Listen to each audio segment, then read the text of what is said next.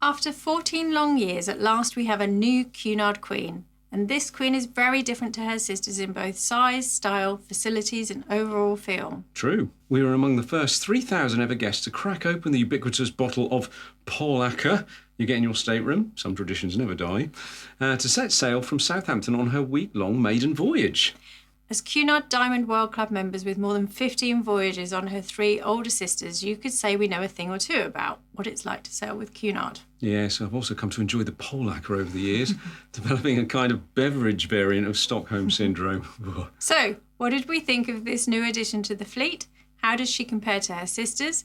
And is this larger Pinnacle Class ship a step in the right direction for Cunard, as it looks to attract a new generation of Cunarders from the ever-increasing tide of people turning to cruising as a vacation choice? Stay with us as we give you our open and quite frank review of Queen Anne, how she compares to her sisters, how she compares against Cunard's fierce competition, and whether we think she will keep the Cunard faithful happy while attracting those precious new cruisers to the brand. Shall we begin? Absolutely. With the launch of Queen Anne, Cunard Line's 249th ship in the fleet and their first new ship since 2010, Cunard now have the biggest fleet they've had for decades. Yeah, it's actually quite refreshing to have a cruise line only launching a ship every decade instead of every few months, like some of Cunard's competitors. I mean, in our opinion, it builds that sense of occasion, excitement and anticipation so much more, just like the good old days, eh? Yeah.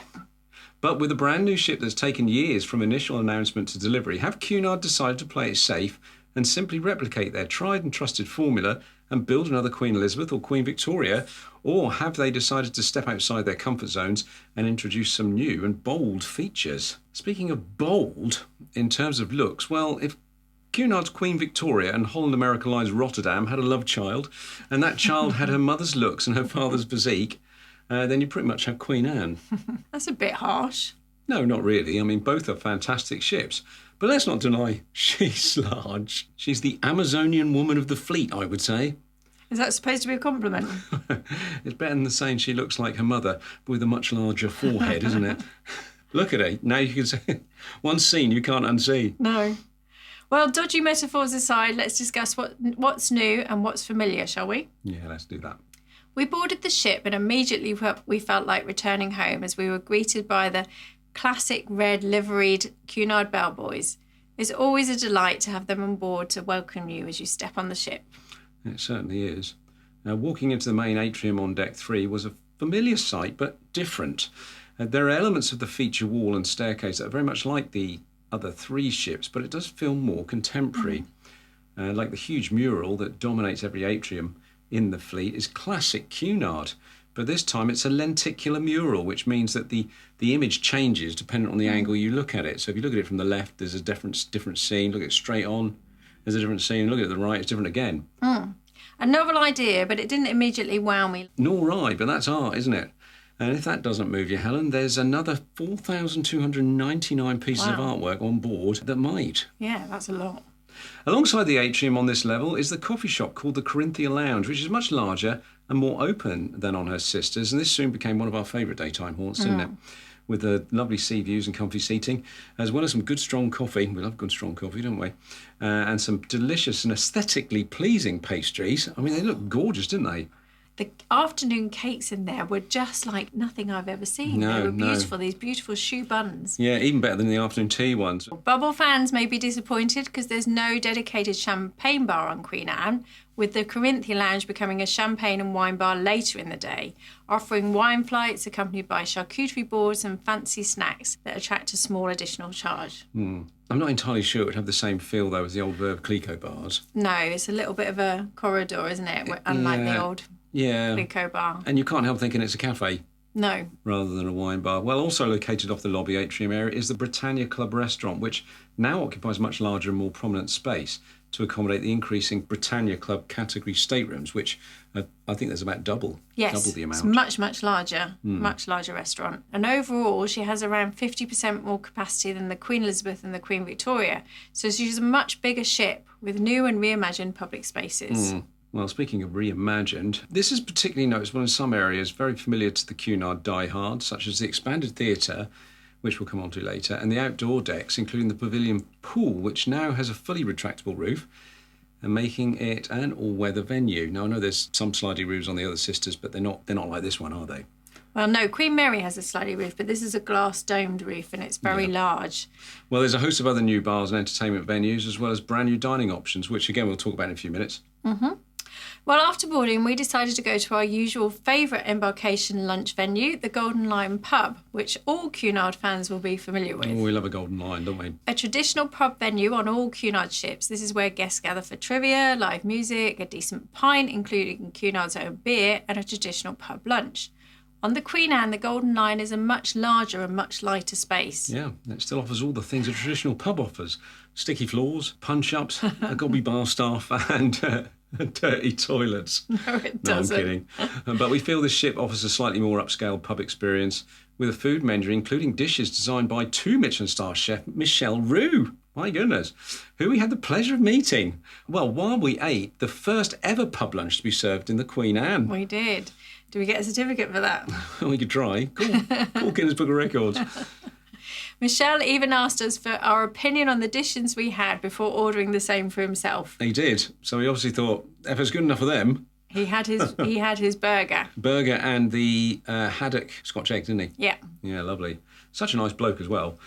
Just like he is on the telly, to be fair. Well, in contrast to the other queens, a few of the dishes on offer have a small upcharge, but the Golden Lion's stalwarts will still like the pie, clams and fish and chips, as well as some small plates are still complimentary.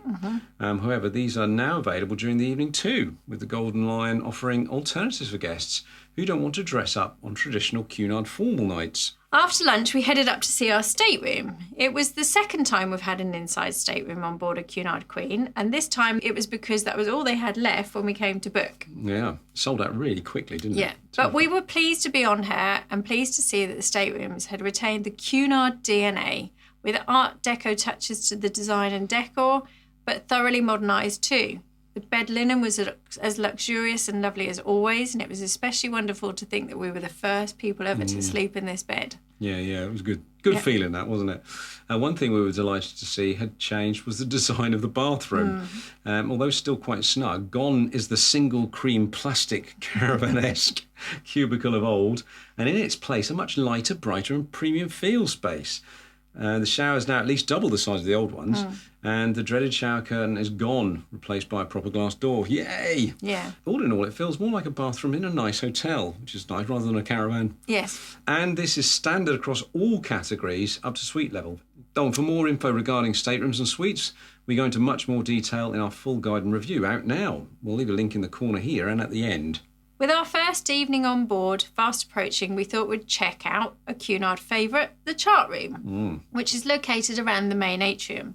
It's got a circular bar, so we grabbed a stool at the bar and ordered a drink while a pianist played on the grand piano situated in the atrium, and the mixologist shook us up a couple of cocktails. Lovely. And did you know that piano also plays itself? I saw it. In fact, when we walked away, there was no one at the piano.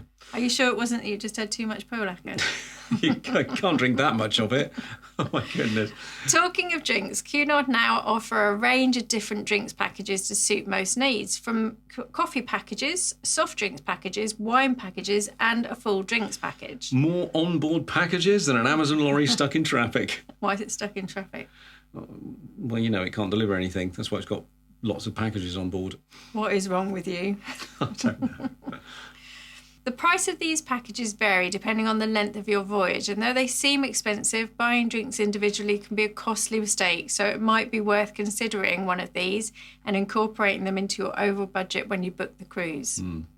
Yeah, we made that mistake, didn't we? Yeah. We booked on board and it was more money. Well, we chose to have the premium soft drink package on our voyage, which includes premium hot drinks, smoothies, all soft drinks and mocktails.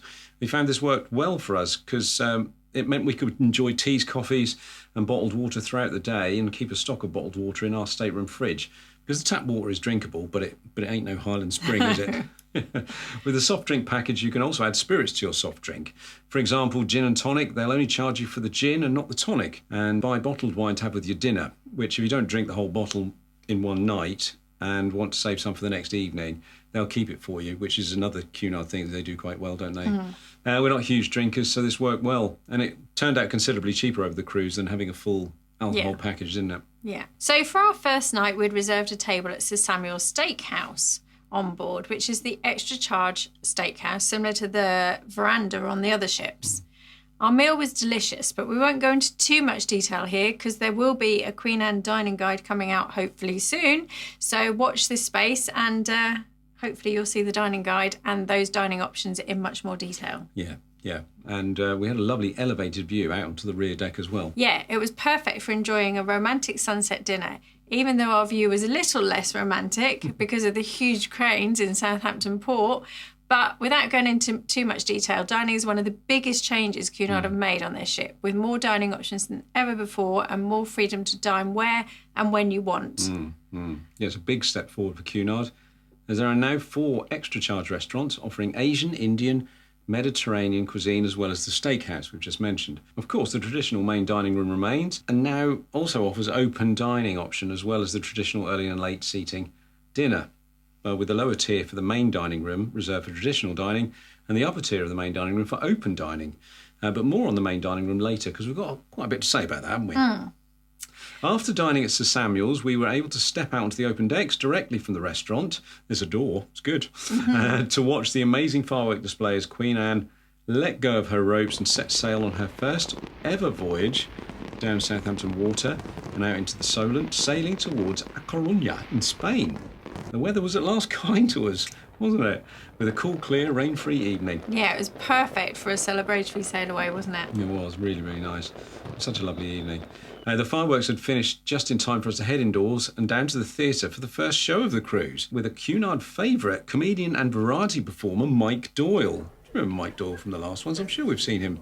Yeah, I think he does. He works a lot on P&O as well, so he does a lot of the P&O cruises. Did we see him on P&O? Maybe. I can't remember, yeah. OK, we entered the theatre on deck 3, but there's also an entrance on deck 2.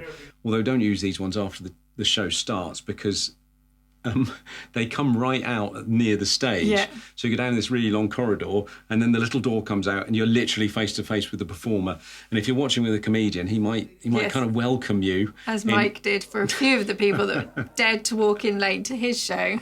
Yes, you've been warned. If it's a comedian, go in early. If you can't get in there early, for goodness sake, sneak in the back. Go in at the back. Otherwise, you'll end up in Mike's lap.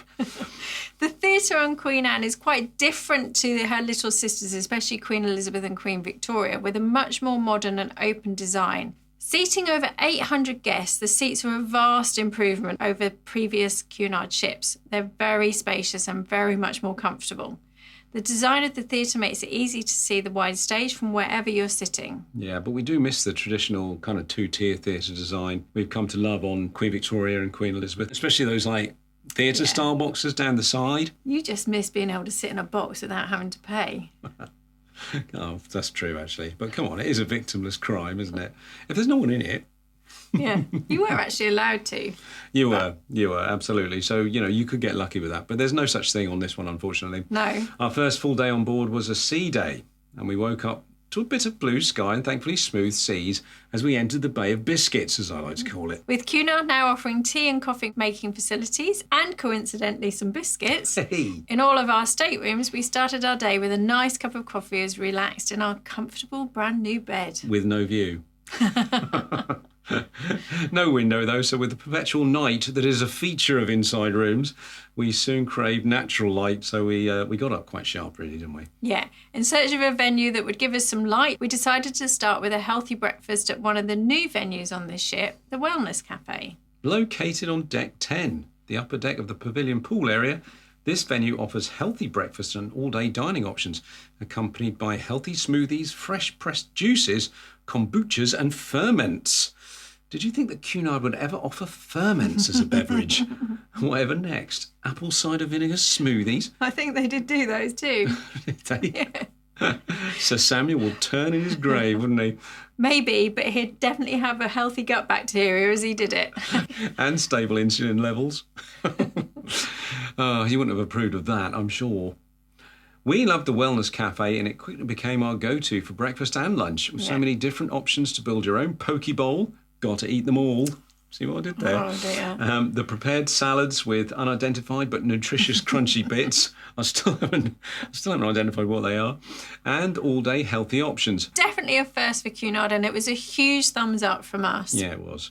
On the subject of food in the Pavilion, another of our favourites for lunch was the grill, located poolside under the Wellness Cafe on the deck below. The Pavilion is one of the areas of the ship that feels very different to the rest of the Cunard fleet. It's a much larger area now, and as well as the Wellness Cafe and grill, it also incorporates an extra charged gelato bar and 2 drinks bars, as well as a stage under the large screen at one end, which shows movies and other notable events on selected evenings.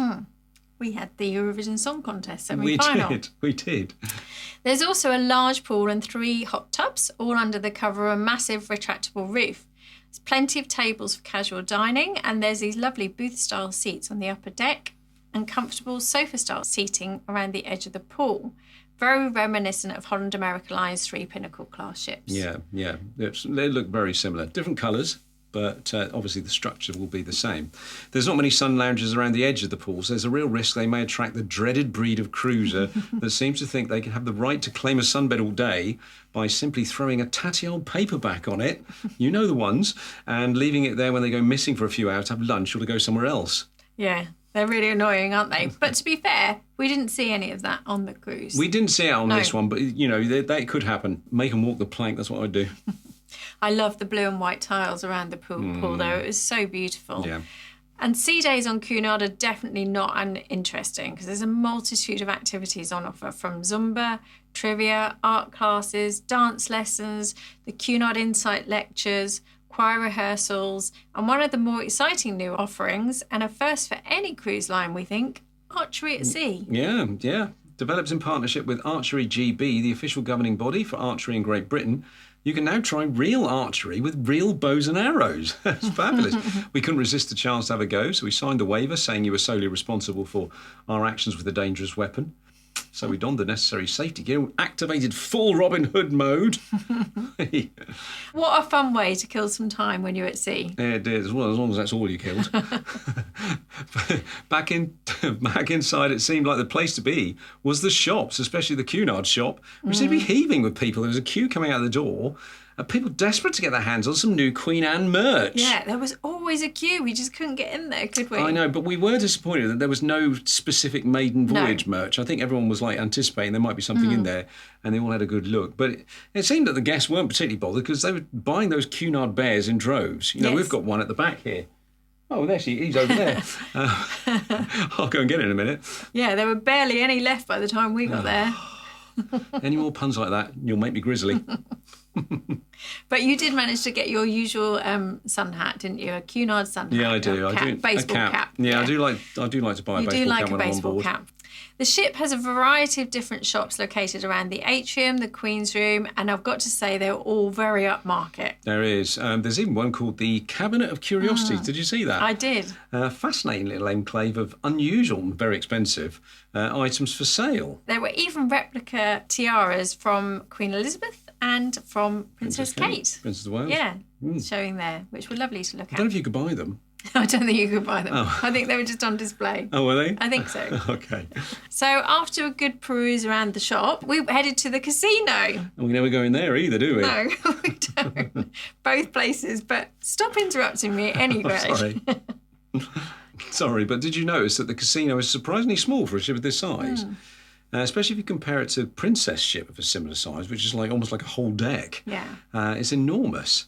And Holland America, which has a similar layout. Yeah. It's open plan to the sort of main strip and stuff like that, so it's not closed off. But even that seemed much bigger on the Holland America ships. Yeah, like Rich said, we don't ever go into casinos, so it's not really an issue for us, but it's worth noting if you like to Yeah, spend there's some enough time. to do in there. It's just not huge. No. You know, it's not huge. One thing about this area I did like is that they show sports on the big TV in the adjacent room 1840, which is like the casino bar, which has a ceiling resembling a roulette wheel and pillars that look like stacks of gaming chips. Yeah. So they reckon. And there's also live sports TV in the Golden Lion pub too. Absolutely. From here, though, we went outside to the promenade deck to take a walk in the bracing sea air. Well, it would be on the Bay of Biscay, wouldn't it? We love that the Queen Anne still has a full wraparound deck on deck 3. 2.5 laps of which equate to a mile of walking, so it's quite long. Yeah, 5 laps was a good walk, 2 miles. We're so glad that Cunard has kept the promenade deck. Even though it's not wide enough like the other ships to have any steamers on it, it's nice to just still be able to walk all the way around the ship in one go. Yeah. I mean, it's a perennial feature of Cunard ships. I think there'd be a mutiny if they removed it, to be honest. It's such a feature that everyone loves. Yeah, I agree. Also, another Cunard tradition is formal nights, and our second night on board was the first formal night with the traditional themed black and white gala evening. Being creatures of habit, especially when it comes to Cunard, we headed out just after 6 p.m. and started our evening in the Commodore Club, our favourite place for pre-dinner drinks on the other Cunard ships. Yeah, pre-dinner drinks on Cunard has always been a highlight of the day for us, and we're always in the Commodore Club or the chart room for this ritual. But what's it like on Queen Anne? Well, we were a little concerned that the design of the ship would mean that the Commodore Club would lose some of its charm, but we needn't have worried.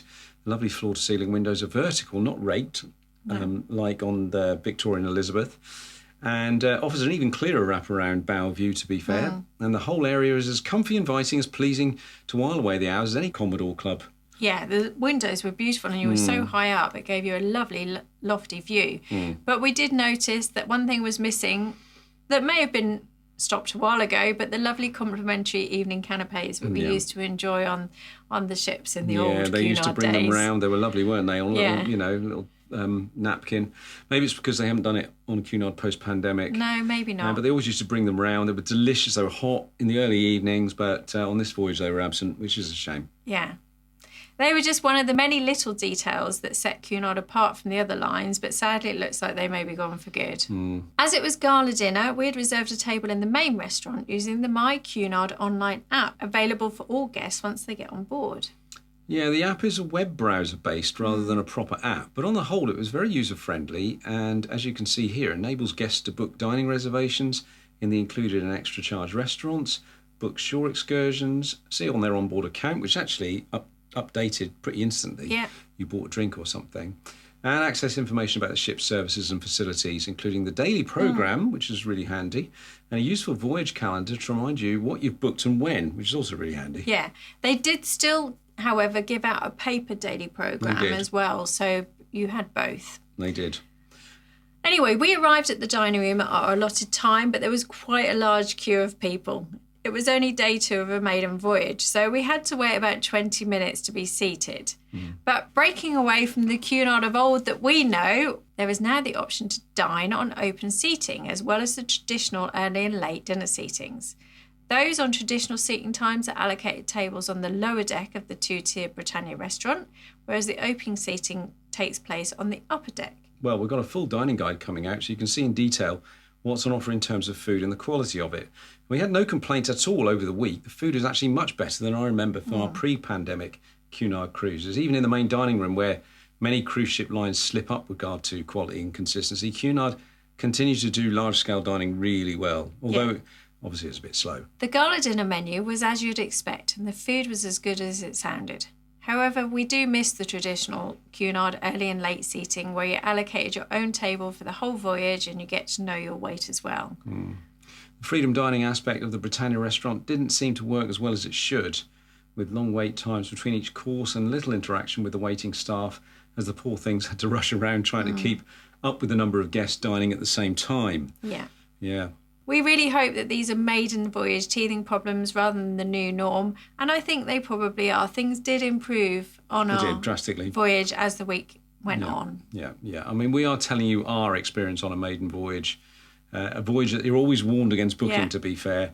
It's a great feeling to be on a brand new ship and one of the very first to enjoy it, but maiden voyages are often peppered with occasional snags, tech problems, service issues and glitches and stuff, as the crew and systems on board are stress tested, in real time with a full ship of guests. In other words, if you're on a maiden voyage, you've got to expect a little bit of chaos. I mean, that's on any ship, on any cruise line. Yeah. And you just got to have a little bit more patience. Remember to be kind to staff. Yeah. And no matter how frustrating it can be, teething problems always occur. And 99% of the time, they are ironed out. Yeah. It was a little bit frustrating, but it definitely got better as the week went on. The evening wasn't over and the best was yet to come. Absolutely. Tonight saw the premiere performance of the adapted production of Noel Coward's Brief Encounter, a brand new production exclusive to Queen Anne. The 80-minute performance was a masterclass in acting and production with clever use of scenery and video, to mix in with the recorded pieces and the stage acting. It was really quite clever how it all kind of sort of knitted in with each other and the story threaded through the various formats. Yeah, really good. We really enjoyed the entire show and thought it was as good as any show we might pay quite a lot of money to see at our local theatre. It's also the first time we've seen a full play on a ship, and it made quite a nice change from the usual music and dance style entertainment usually offered on ships. In our opinion, this is a hit, and we'd like to see more productions like this. Cunard are actually going to be offering that and an adaptation of Pride and Prejudice as well. So we need to go back and see that one too. Yeah, absolutely. Anyway, we woke up the next day in a very cloudy, grey and wet La Corona. So we abandoned our ideas to go ashore for the time being and instead headed down to the spa for a morning of rest and relaxation in the brand new aquatherapy spa area. A 2-hour time slot costs a hefty $59 each, though a week's pass is much better value at $179 per person. So we thought $59 for 2 hours was extortionate compared to the cost of a week's pass, which is much more in keeping with Cunard's competitors. And if you fancy a little nap, there's plenty of these lovely hot stone beds to doze on. Yeah, at $30 an hour, so the last thing I'm going to do is fall asleep. I'm going in there with a triple espresso and a crate of Red Bull. I'll tell you, I'm getting my 50 cents worth, let's put it that way. 50 cents a minute, actually. Whilst we were down there balking at the cost, we completed our morning with a completely free gym session in the fabulous fitness centre, which is divided into 3 areas: cardio machines, free weights and a dedicated spin studio. Although the gym is not where it usually is on a Cunard ship, which is on a high deck with some lovely floor-to-ceiling bower views, it was a generous and well-equipped space. I mean, anyway, you don't need a view if you're in the zone, do you? And it still has some lovely sea views, didn't it? Every day there were also a number of classes, though most of these attract a fee. The morning and sunset stretch classes are included, though, and they take place in this wonderful, innovative new indoor-outdoor space on Deck 11 above the Pavilion pool. Really nice area, that huge area. Yeah, really, lovely. Really. Wellness studio it was called, with beautiful breeze and lovely shading. Now, speaking of which, though, it took us quite a while to work out how to get to the wellness studio, which leads us into a little moan that is quite fundamental to the design of the ship. So I'm going to mention it. Yeah. Sorry, Maiden Voyage or not, this has to be mentioned. The upper decks are quite frustrating because you can't reach the top decks at the front of the ship from the top decks at the back of the ship. No. Without going down a few decks and across and then up a few decks again. So you have to go down to deck 9, which is where the, where the walk through the artisan, buffet. walk through the artisan, whatever it's called, and then you have to go back up again. Yeah. It's crazy. And that's because Cunard have located the grills terrace slap bang in the centre of the high decks, which blocks people from going through unless they've got a grills card. Yeah, so if you're not in grills, and let's face it, most of us aren't, then you've got this really annoying trek down to deck 9 and then back up again to whatever deck you're trying to reach at the other end of the ship. And it's, honestly, after being on there for a week, it's really inconvenient for most of the guests because you can't get from A to B. And it was very frustrating in that you could see the area you wanted to get to, but you couldn't actually work out how to get to it. And we weren't the only people. There was lots of people saying that as well. So because the grills were in the way. No problem. No problem for the grills, though. Yeah, we better start saving our money then. Thankfully, around about lunchtime, the sun eventually showed up. But rather than heading ashore, we decided that we'd spend the sunny time up on the open decks of the Queen Anne. And this is a feature that we really like of Queen Anne. She's got some lovely outdoor spots on the top deck, which are located in the front and the aft, like we said, but with the annoying grills terrace in the middle. We particularly love the outdoor decks at the very front of the ship, which is where you can find the pickleball court, a driving range and a putting green for you golfers out there, as well as this rather wonderfully completely shaded lounging area at the front, which is a perfect retreat from the sort of heat on a sunny sea day because you're at the top, so you get the best views.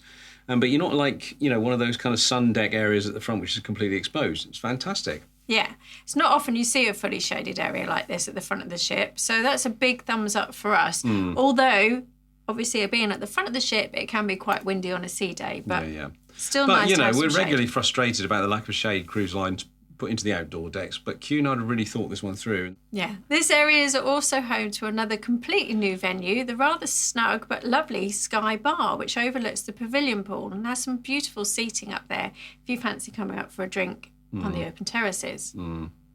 The other new bar is the Cabana Bar, which sits above the aft outdoor panorama pool to serve the sun deck at the back of the ship. I just have to say, you can't go from one bar to the other without going through the artisan food hall. I think we've said that enough. Yeah. We made our point. It seems to be a bit of a hidden gem, with most people gathering a couple of decks down at the pool area and bar. So that one is largely unnoticed, where it was on ours.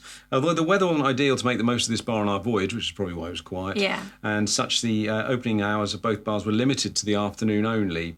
And we can see how these would be very popular on warm weather cruises.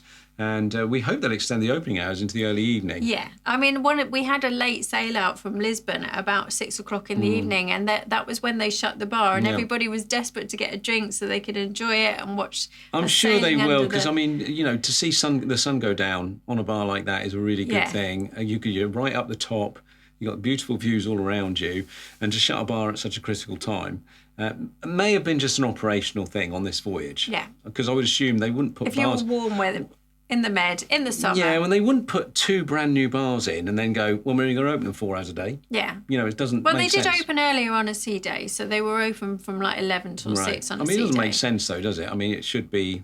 But 2 lovely new bars. We really liked them both. Yeah, they're quite small as well. Yeah. Which is nice on a large ship. Make them sort of quite intimate. But... Well, we've discussed a few new things, so let's discuss something that's definitely not new.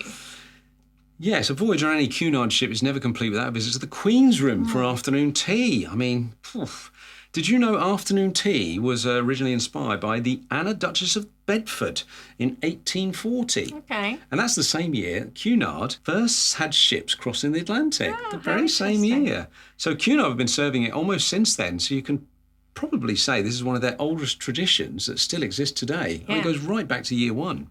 Yeah. And named after an Anne as well. So yes. Queen Anne. Oh, that's true. Yeah. The afternoon tea was as good as any we've had on Cunard before, with the immaculate white-gloved servers on hand to deliver cakes and sandwiches on silver trays to the backdrop of live music. Yeah, it was really good. I'm pleased to confirm that the scones or scones that Cunard serve are just as light, fluffy and perfectly cooked as they've ever been. And in my opinion, nobody in the world makes scones or scones quite like Cunard do. They're absolutely fabulous, aren't they? Yeah.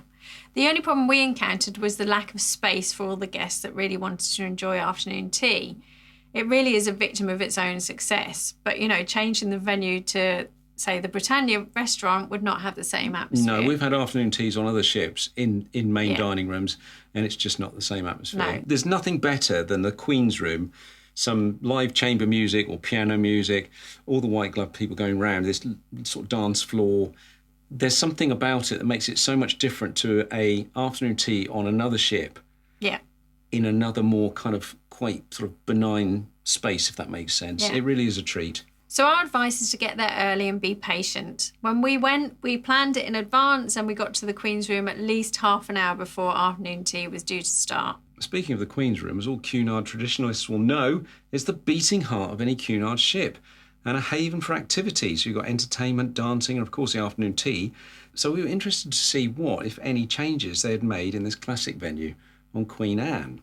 Yeah, and if we're honest, we're still a little bit unsure about the venue itself. It's definitely not as large as on the other ships, with less seating, and it certainly didn't have that grand ballroom feel to it. No.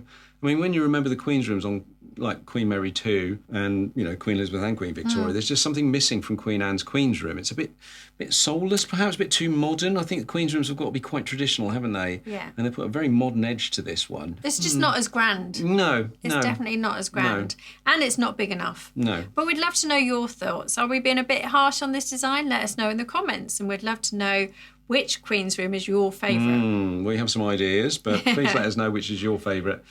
Well, leaving La Coruña, we had the chance to take part in another Cunard favourite, the lively sail-away party at the Panorama Aft Pool, which today featured the Irish duo who normally play in the Golden Lion pub. I mean, they were excellent. And as the sail-away was fun, we even had some tugs with water cannons escorting us out of the harbour in the evening sunshine. It really was great, wasn't it? Yeah, it was a lovely evening. The sun had come out. It was just a lovely, lovely sail-out, maiden sail-out from La Coruña.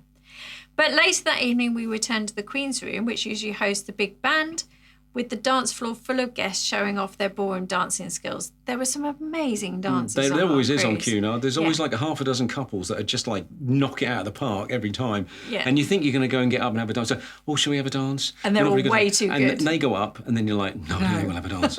We look absolutely ridiculous. We'll embarrass ourselves. Oh, my goodness.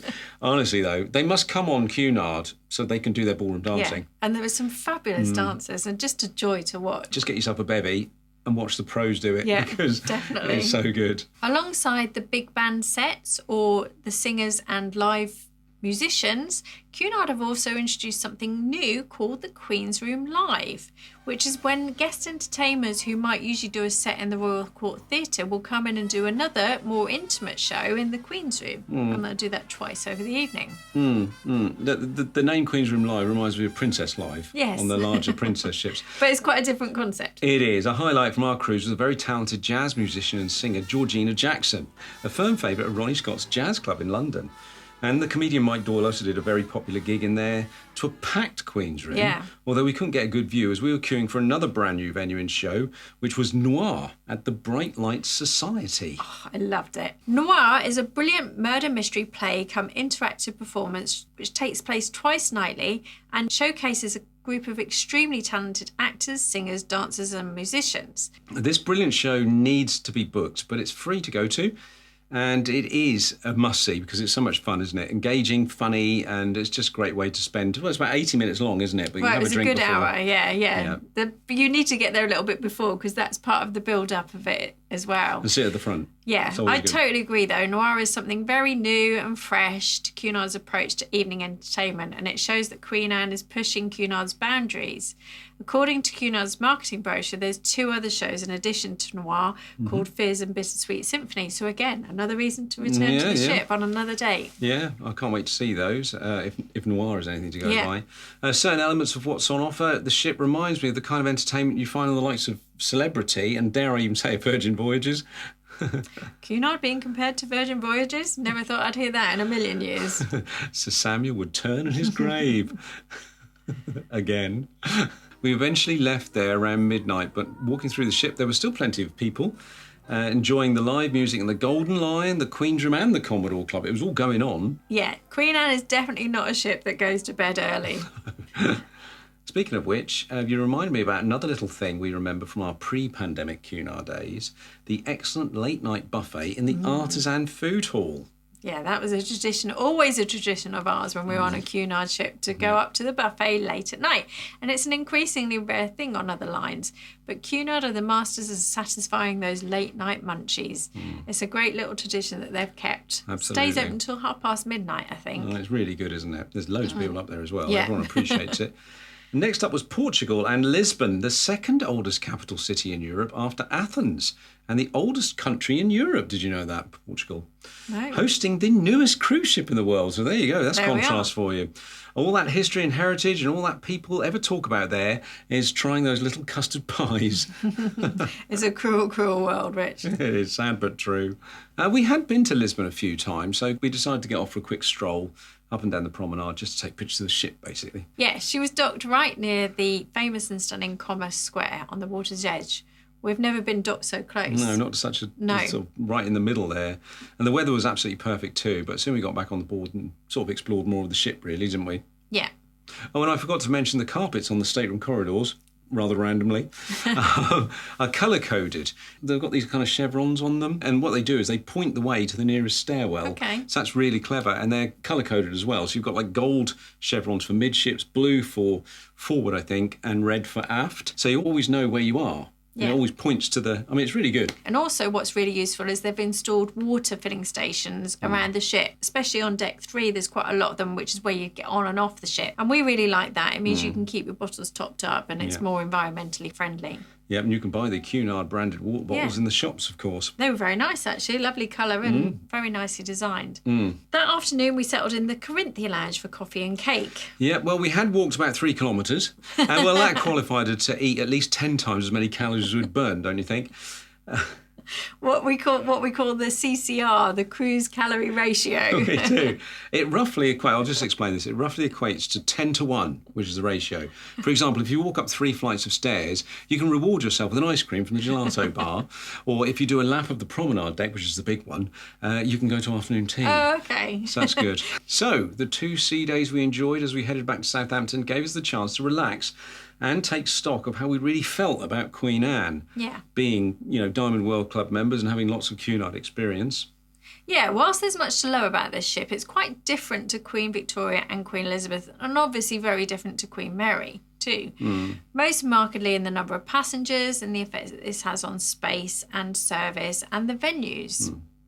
Bigger ships can have positive results, such as the enhanced dining options and the array of choice in speciality dining, which we saw on Queen Anne. Whilst we initially welcomed the introduction of open seating dining, we think it's had a negative impact on the service, which lacked the refinement we were used to, and we particularly missed the personal interactions with having regular waiting staff in the same table. I know it sounds like you're taking a step back.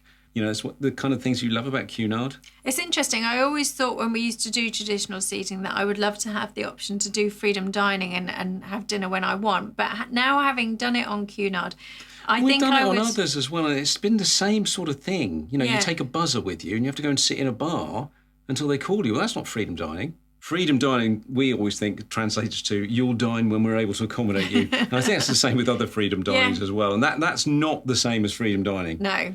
But that being said, we found the food was as good as we remember, and for a large ship cruise line, we had very few complaints about anything we were served. The new speciality dining venues get a big thumbs up for us, our favourites being Ajiwa and Sir Samuel's, which happened to be the most expensive, but we felt the experience was definitely worth the upcharge. Also new to Queen Anne, and something that's divided opinion amongst Golden Lion pub loyalists, is the new menu inspired by Michelin-starred master chef Michel Roux. Firm favourite on UK TV screens. You might not have heard of him so much in the US, but he's certainly a big favourite here. Certain dishes attract a charge, although we found the premium food here worth a small upcharge. Others might find it a little bit unnecessary. And as we say, we randomly met Michel Roux on board, and he was a nice chap, and I think it's a nice little edge to the pub. I think some people resented having to pay for a burger in the Golden Lion pub when they could go up to the poolside grill and get one. But Yeah, but it was a Michel Roux burger. You know, you've got to pay for that, haven't you? Exactly. You know, You ate both. What did you think? I really love them both for different reasons. No, I really did love them both. I went to the burger bar around the Pavilion twice. We were there, and the only reason I only went twice, we had to do a dining guide, so we had to eat everywhere else. But I really liked the burgers there. But I did really like the burgers in the Golden Lion pub. Was it worth the $11 upcharge, though? I think it was, but I probably wouldn't pay $11 every day to have a burger every day there. No. Whereas I could go to the burger bar in the Pavilion, and I'd quite happily eat them all day. They were really good, actually. Yeah. But the Michel Roux one was lovely. And you've got to pay for a Michel Roux burger, I'm sorry. Thankfully, If Gordon Ramsay had done it, you'd have to pay for that. If Thomas Keller had done it, you'd have to pay for that. Yeah, but it's still a burger. But thankfully, you can still get the fish and chips and the pies, and they're still complimentary. Absolutely. On the flip side, we missed some old-time Cunard favourites, like the Captain's Welcome Cocktail Party, which we used to get on every voyage. But whether it was a maiden voyage thing or the number of guests and the reduction in size in the Queen's room that made this logistically difficult, we don't know. But it didn't happen. No, although there was still a cocktail party, it seemed like these were divided up to manage the number of guests. So we only had a World Club 1, which is now held in the Pavilion pool area to cope with such a large number of World Club Gold and above members on this maiden voyage. I mean, most of us were Gold and above. I think they will do all the cocktail parties in the Pavilion pool, which is a little bit of a pity because we used to like them in the Queen's room. But it's a nice area. It's a nice area. It's nice and bright and airy, and they can open the roof so it doesn't get too stuffy. Yeah. I mean, you know. And we still enjoyed the sail away parties, which were a regular feature of every time we left. Obviously, we only had left 3 ports, but they were every time we left, there was a beautiful sail away party. And despite our initial impressions, we did actually come to love the Pavilion pool area. It was a really usable space, wasn't it? Overall, our maiden voyage, we found that the service was at times frustratingly slow, often waiting an hour for a drink or food to be delivered. But, you know, we expect that as the ship and crew settles into these teething problems. And hopefully they will iron themselves out very quickly. They were starting to iron themselves out. Oh, they're working very hard. I take nothing away from the crew. They were just getting used to new systems. Everything's going. They were working very hard. And it got better every day on board. The service got better and the waiting time got less. It did. So by the time, if you're booked on Queen Anne, everything will be fine. Yeah. I'm massively confident about that. Yeah. We particularly loved the extra space on the outer top decks, and I'm pleased to see that the ship still has a complete wraparound promenade deck. There's a generous amount of shaded open air space on the ship, but the positioning of the grills terrace, as we've said, makes it quite difficult to navigate the top deck. Yeah, we welcome the introduction of drinks packages as well, especially given that overall we found the cost of drinks on board quite expensive. But the packages were expensive too, and you really have to drink quite heavily to achieve the benefit, don't you? Which is something we don't do, so... But sometimes it's nice just to have that freedom to have what you want when you want, especially when you're on a vacation. Yeah. As Diamond World Club members, we were both able to purchase the standard internet package with the internet credit we were given at this loyalty tier. Rich paid a little bit more to go premium, and that gave him a bit faster Wi-Fi. But the Starlink premium Wi-Fi was superb, I've got to say. It was very stable, it was fast enough, and it didn't give me any of the frustrations normally associated with onboard Wi-Fi. However, the download speeds were really good. There seemed to be a restriction on uploading. So if you wanted to come on board and maybe do some work that involved uploading lots of large files or live streaming from the ship, I know some people did that quite well, but we couldn't get it to work, could we? You might need to tailor your plans somewhat. Maiden Voyage glitches aside, we enjoyed our sailing on Queen Anne and our long overdue return to Cunard, and we hope that she'll attract a new generation of Cunarders. We still hold the two little sisters, though, dear to our heart, and obviously the Queen Anne is a little bit bigger, so we don't know whether we just like the smaller ships. I mean, they are quite homely, aren't they, the smaller ones? I mean, time will tell if Cunard can capture that homeliness on Queen Anne once everyone's settled in and the ship's crew really hit their groove. We hope they do. We like the traditional decor and styling on the little ships and feel that Queen Anne lacks a little of that refinement of her smaller sisters, maybe because she's a little bit more modern and contemporary. And one of the things that I really missed, that I love, is, you know, at the casino, at the sort of after the ship, where they have that lovely, no, it's at the front of the ship, sorry, where they have that lovely clock and the royal court staircase. It's like a second feature staircase, isn't it? So they've got two staircases. And there is a staircase going down from the casino, but it's not grand. It's nowhere near as grand. No. Absolutely not. So I do miss that. That being said, we would definitely book another voyage on Queen Anne if the right voyage came along at the right price and the right itinerary. We would love to have the chance to sail on her again. Like we said, there's lots of entertainment that I think was going to be introduced over the next few months that we will want to go back on and see. Yeah. And we actually grew to love the ship over the week. Initially, we were a little bit hesitant, but by the end of the week, well, I'm just really interested to maybe go back in 6 months' time when everything is bedded in, when all the staff know what they're doing and all the systems are up and running, all the shows are working, and everything is like as it should be, and actually, you know, have another week or 2 weeks on her when it's all working smoothly, because I think, it's going to hit that spot.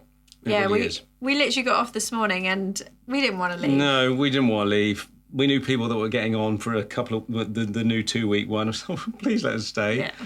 So there you go. Next time we might have a balcony if we're lucky. Definitely. Or at least an ocean view. Absolutely. We like ocean views. We do. And although she's beautiful, she just isn't as sleek as her little sisters. It's the high forehead, isn't it? Yeah, stop it. It's true though.